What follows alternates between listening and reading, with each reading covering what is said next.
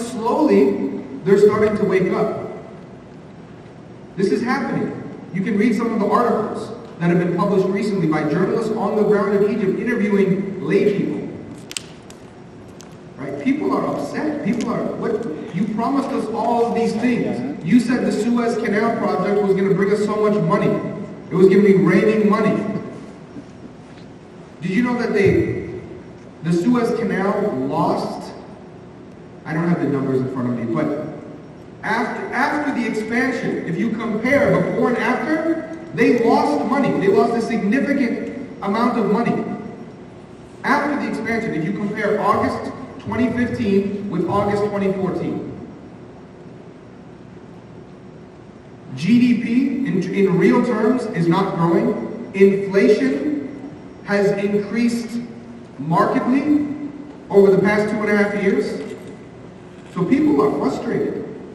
People are frustrated. And the regime, really, for the first time, I mean, there have been other signs, but for the first time, they are showing outward signs of fear. They are showing outward signs of fear. Now, don't get me wrong. I'm not saying that I think that on January 25th they're gonna tear the government down. I don't think that's gonna happen. Okay, but there is a momentum building right now. The government is scared. Sisi gave a speech a month ago, very ominous. He said, "Are you trying to ruin the country?" He said, "I hear people talking about revolution. Are you trying to ruin the country?"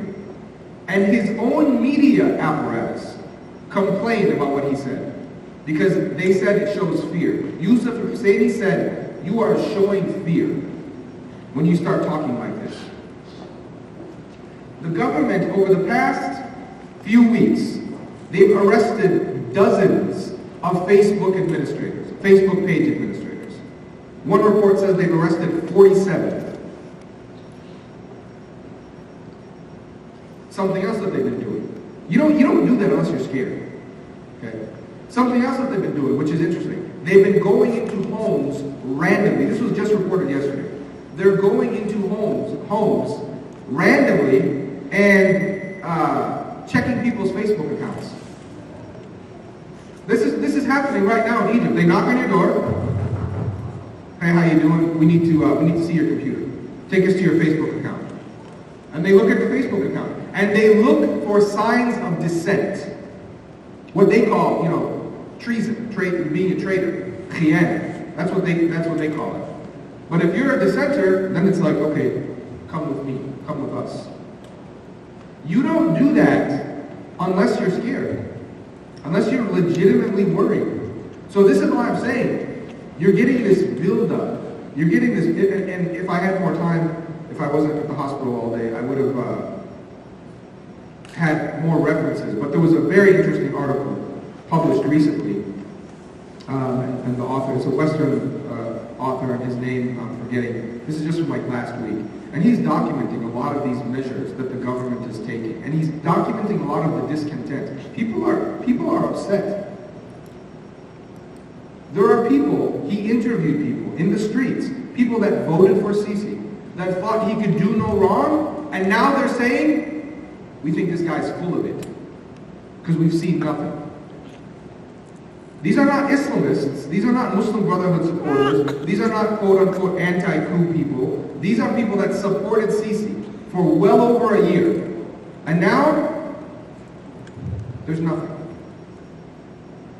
And the government knows it. This is why they're taking all these, over the last year, they're taking desperate measures. They came out and announced that they're going to build a mega city. That is a desperate measure. They're just trying to show people it's completely empty.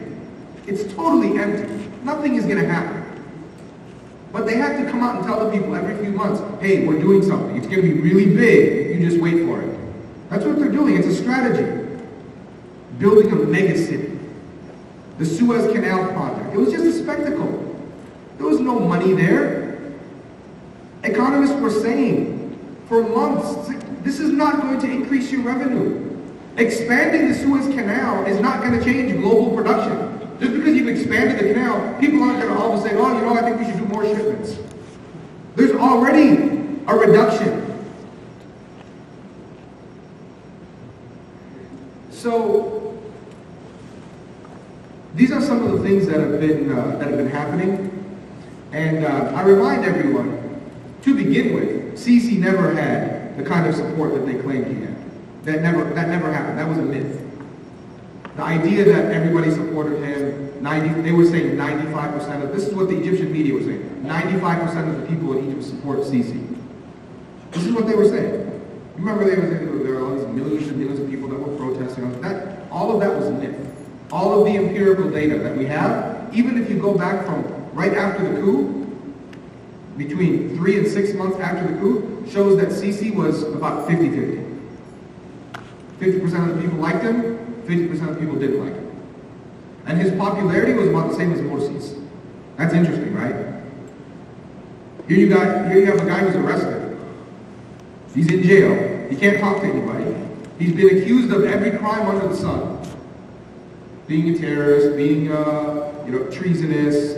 He did all these, being a spy. He was convicted. And in spite of all that, his approval rating in Egypt is 44%. According to the only empirical data that we have from Zogby, Research Services, and Pew Research. Those are the only opinion polling, scientific opinion polls that have been done. And they were both after the coup. But that's not something that you'll hear. Neither the Egyptian media, nor unfortunately, in the American media. So, I guess I'll stop there. I think I went on enough. And if people have specific questions, I'd be happy to try to address them.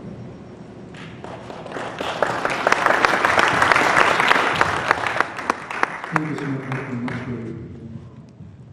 So wonderful to have you with us, given the medical situation you're in, and again.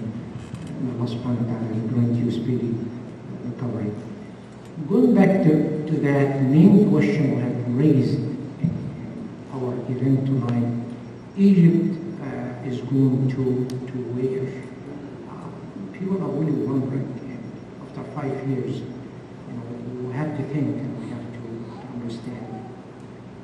Let me share with you 3 things, and I would love to hear from you.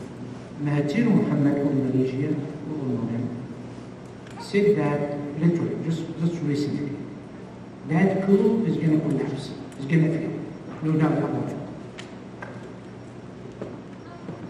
Recep Tayyip Erdogan of Turkey has almost saying the same thing. A lot of people say, Mahathir, Muslim leader.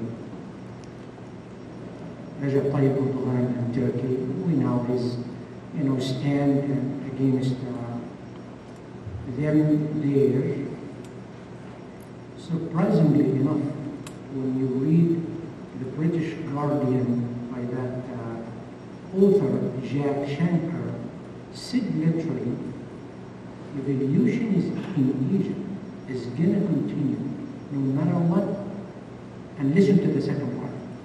And it's going to change the whole world. It's the British Guardian, Jack Shanker, Dr. Masri. Are you supporting Mahathir and Recep Tayyip Erdogan or against them? I feel that is too much against what is going on, all those Fenakisha, and you know what from Bushman there. Or the Shanker. Yeah, I read that Shanker article. It was very good.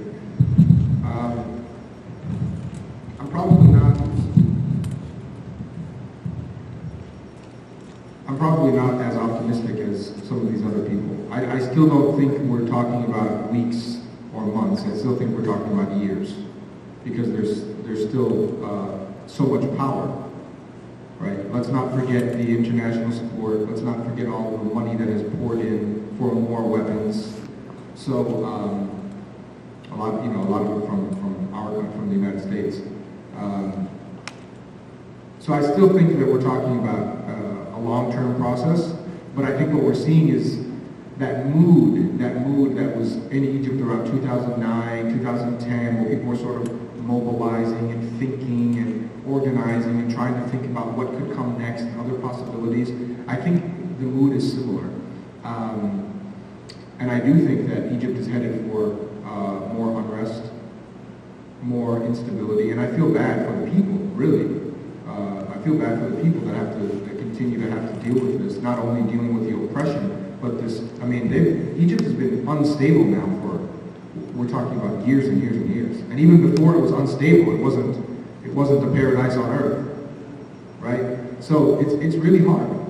But this government they failed dramatically on really so many levels.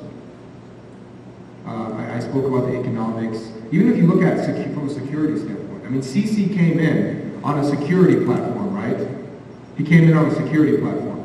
He said, I'm a military man, I'm going to be able to protect us from the terrorists. There have been more terrorist attacks during the Sisi period, more attacks in the Sinai, and also now all over the country, in Cairo, Alexandria, Abu Sa'id, and elsewhere, than at any other period. In modern Egyptian history. And even from within, you hear whispers of this even now from within the Egyptian media. And again, that's something that I'm taking note of, because for the longest time, the Egyptian media, they were just throwing praise on Sisi. He could do no wrong. It was a complete hyper-nationalist propaganda campaign. It's still like that to a significant extent, but now you have this criticism. You have people openly saying now, you came in on a security agenda, and there are more terrorist attacks now than there were before. So what's going on? What gives? So I think, this is probably a long-winded response, but I think there's going to be more instability. I think there'll be more, this government is not fully competent, obviously. I mean, they've shown that. It's nothing new. The Egyptian military has run the country, and they've shown us what they can do for 60 years, and it's not much. There's still rampant corruption. Don't forget that the Suez Canal project was contracted to the military, right? That owns 40% of the Egyptian economy. So I think you're going to see more of the same. You're going to see more unrest. I think you're going to see more opposition in the coming months and years. And ultimately, I do think that another revolution is a matter of when, not if. Thank you, Dr. Masri. Let me go back to the media, because I know you love to talk about a lot of issues related to the media. Just to mention some names, and I'm sure you're aware of all of them. Ibrahim Isa to Al-Uqsh operation, and the two Adibs, Al-Iman and Amr was his wife, Denise. Yusuf al-Husseini, you mentioned his name, Ahmed Musa, Sayyid Ali, all of them. When you mentioned earlier, sometimes they would object to some statements coming from whoever. Do you think that's a genuine objection to what they hear, or it is mainly the same tactic of John Goebbels with the minister of media of Adolf Hitler, when he repeated that اكذب ثم اكذب ثم اكذب حتى يصدقك الناس, lie and keep lying and keep lying to really make sure that people will believe what you're saying. What do you think? Well, it's a complicated question. The people that are working in the media in Egypt are from a particular class. They're from the elite class. For the most part, they were appointed during the Mubarak period. So they already have a type of built-in loyalty to the ancien regime. Okay? They are supportive of the Mubarak/Sisi order. Okay? They don't have any interest in democracy or freedom or human rights, as they've said. I mean, openly, to give them credit. I mean, somebody like Hamdy El-Amin, he said, don't talk to me about freedom, and don't talk to me about democracy, and don't talk to me about human rights. I don't want to hear it. He said, I'm sick of it. He said, I'm sick of it. I don't want to hear it anymore. So, But I think what's happening now is that there are problems on the ground that are so obvious and so serious that to ignore them completely would be to really lose credibility. They can no longer pretend as though everything is hunky-dory. And the more that time goes on, it becomes more and more difficult to blame everything on the Muslim Brotherhood. That worked really, really well for about a year. For about a year, it worked really, really well. Well, we have an electricity problem. It's the Brotherhood. Right? There's a problem with the bread. It's the Brotherhood. There's traffic issues. The Brotherhood. They're intentionally causing traffic problems. Right? I mean, this is what they were doing, quite literally. I mean, it worked for a long time. But now people are like, this is getting a little bit ridiculous. You killed the Brotherhood, and the Brotherhood they're in jail. So you either fix it or you stop blaming other people. So I think that these media people, they're part of the regime, but they're also part of the shop. They're also part of the people that are now discontent and they're complaining, and it's very difficult for them to completely ignore some of the things that we're talking about.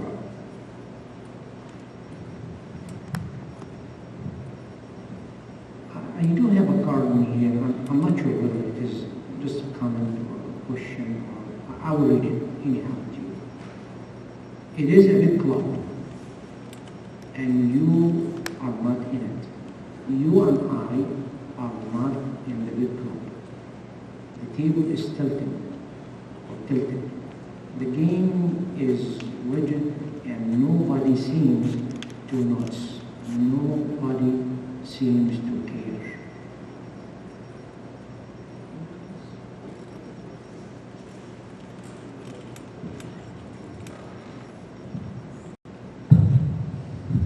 I would like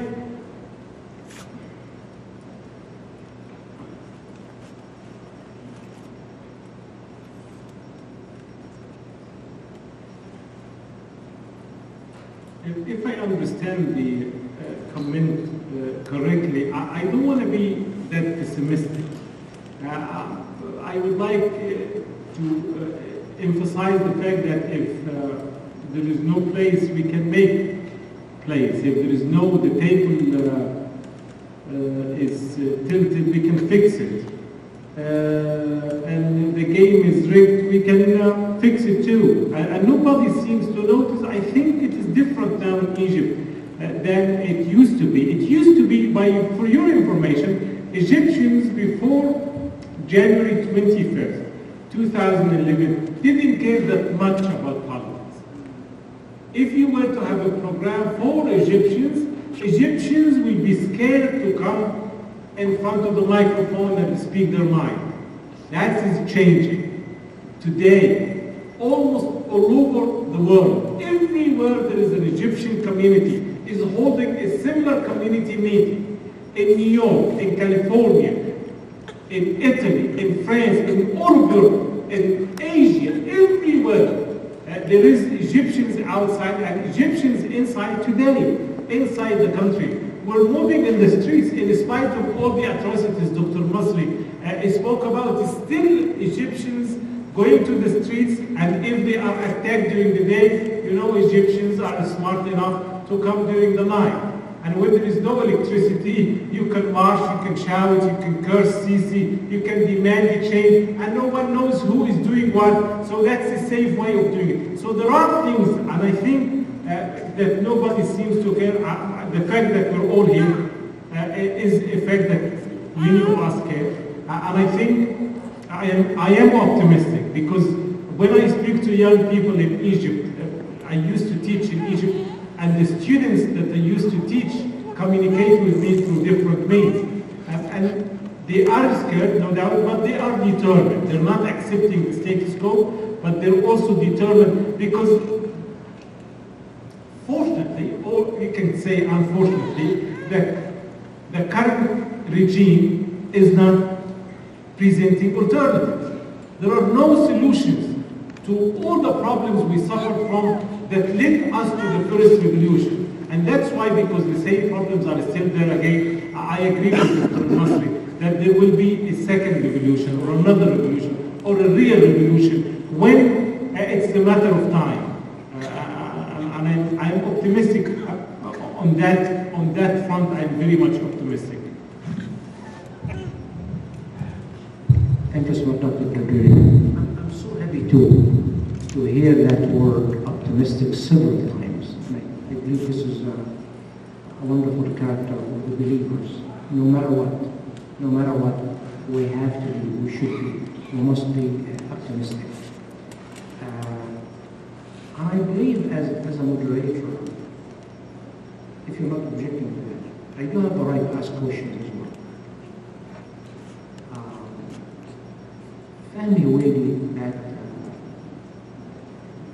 wonderful writer, I read most of his articles, said that Egypt has been nominated to be totally out of the history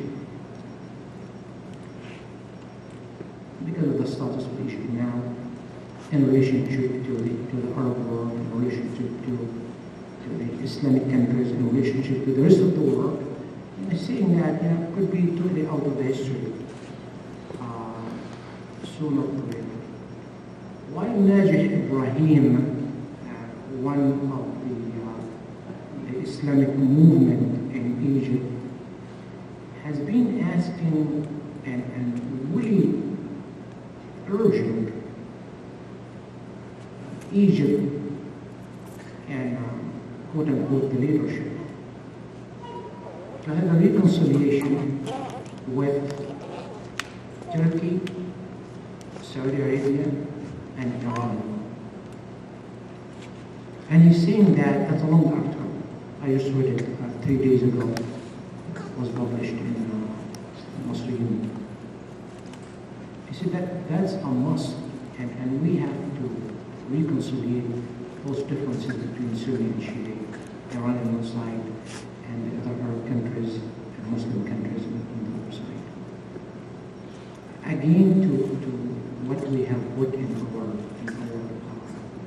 event tonight, where Egypt is going to go. Will it truly nominated to be totally out of history? Or if we do have wise people to listen to what Najih Ibrahim is saying, is reconciliation. I believe Dr. Nasser and Dr. Dabiri, both of you, would love to hear from you. So who would like to go first?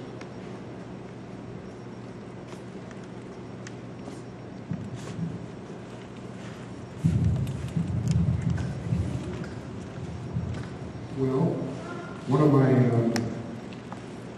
a friend of mine was an academic at the University of Toronto, very, very brilliant academic, and Mohammed Fadl.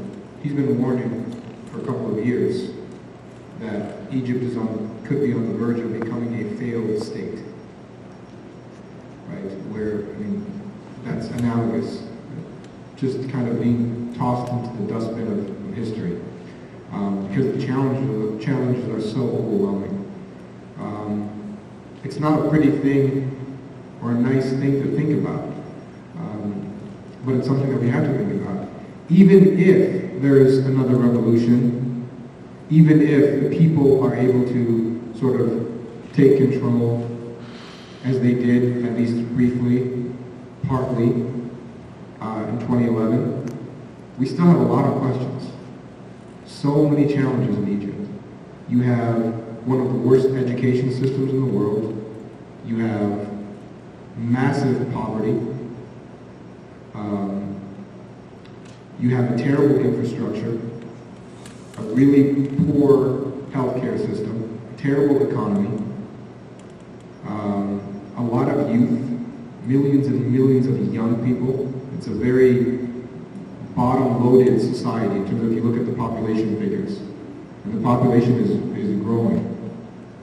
So huge, huge challenges. I mean, if there's a revolution tomorrow and somebody comes to power, there's elections, I would not envy whoever is, the new leader. I think as Dr. Hamdi said, you know, we have to remain optimistic, and I think we have to learn. Egyptians have to learn from the things that have happened. I mean, if there's another opportunity, if there's another opening, if that happens, then everybody has to come to the table. The real Democrats in Egypt have to come to the table and commit themselves, make sure that they're not going to make the same mistakes that they made. They have to know who the real enemy is, right? And then make sure that they don't make the same mistakes. And just, you know, there are all those challenges, but there's also tremendous opportunity in Egypt. Egypt is filled with resources. It's filled with arable land. There are all kinds of opportunities to build and sort of make a way out. So yeah, I think that we need to think about, Egyptians need to think about how to get to the next stage, and then once they get to that next stage, and I think we're all optimistic that it's going to happen at some point, how do they then work on all these political reconciliations, because there's so much hatred built up, and then how do they work together to tackle the problems that the country faces? Concerning Mr. Fahmi Wade's statement about out of history, I can add to it another statement out of geography. The modern Egyptian regime is having problems almost with all countries surrounding Egypt. Look at with Palestinians in Gaza. Blockading Gaza, which is the largest prison on the face of the earth. The Egyptian regime, the military regime, I think we need to differentiate. I think we all know when we talk of Egypt, we're not talking of Egypt that eternally, we're talking about military Egypt, the coup Egypt, the existing regime. It's having problems with Palestinians, it's having problems with Libyans. It has killed Libyans. There are blood of Libyans on the hands of the Egyptian military. It's having problems with Syrians because it kicked almost all Syrians out of Egypt. It has problems with Yemenis because it is supporting the anti-democratic forces in Yemen. It has problems with the Sudan because of the border problems. So we have a regime that is that is creating problems with all countries around the geography of Egypt. And the reason why Egypt is out of history is because the modern Egypt, because it does not have influence on anything. Even Egypt used to think of itself as responsible for the Palestinian problem. Now it has lost that leverage. It does not have it anymore. So Egypt is not really influential. Concerning having relations with unity, that's with Turkey, that's wishful thinking. I think Erdogan, as a democratically elected president, will not agree to sit or to talk with someone who has the blood of Egyptians. Thousands of people got killed by Sisi. I would really, it will be a nightmare for me if both Erdogan and Sisi meet, because they're the antithesis of one another. I think Nagah Ibrahim is thinking more of wishful thinking rather than real politic. The real politic is Egypt, current Egypt, is not going to be influential or of any value, neither historically nor geographically, unless it puts its house in order, unless the political players get together, unless, because when you don't have unity inside the country, your political outlook is disturbed and it does not help you to produce alternative. But I'm still optimistic that the people of Egypt, the same as you remember, we used to say, "Irfa rasak fawq anta Masri," put your heads up, you're Egyptian, because you've achieved great things. I think Egyptians can do it again, and this is one thing I am personally working for. Thank you. Even Dr. Dragiri, when we talk about even that geographical location of the outlet, was to us Libya. And even north of us, that very scary, very questionable relationship, Greece and Cyprus, too. So we work lift up subhanAllah and without any allies around us.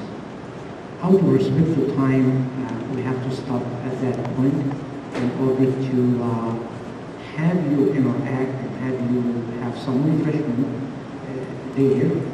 Before we conclude, let me remind you of something. It is really, really badly needed everywhere, anytime, with any people on the face of earth. We do have some questions in here. We will not have time to answer all of them.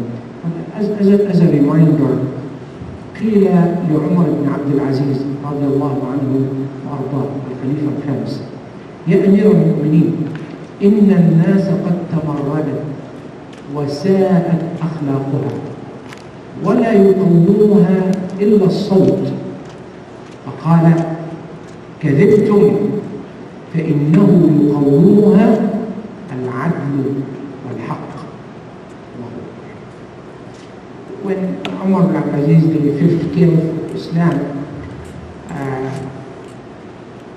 was said to him, people have been rebellious, of course, against you, because their moral and their manner have gone astray. And the only thing to bring them back to the way it should be, not to be rebellious against you, just to slash them. And Umar ibn Abdul Aziz said, you're telling a big lie in here. The only thing restraining people up is justice and righteousness. If justice and righteousness is missing in Egypt, we're holding and praying God Almighty to come back. And the only way to bring it back again and again and again, 90 sincere Egyptian people there to retain that revolution and keep it going. Thank you so much. We appreciate your presence in here, and I'm really, really appreciative to our dear speakers, Dr. Masri and Dr. Dudley, for the organizers of that wonderful event, for those people who donated some refreshment, food for us, cameraman back there, wonderful sisters who have been helping here. Thank you, Dr. Dudley, for flying from London to here, and Dr. Masri, given that medical situation you're in, you will be awarded by God Almighty to have a speedy recovery before you leave to Allah. Thank you so much. We appreciate it. Have a good night. Enjoy the food and enjoy the questions. Thank you. Thank you.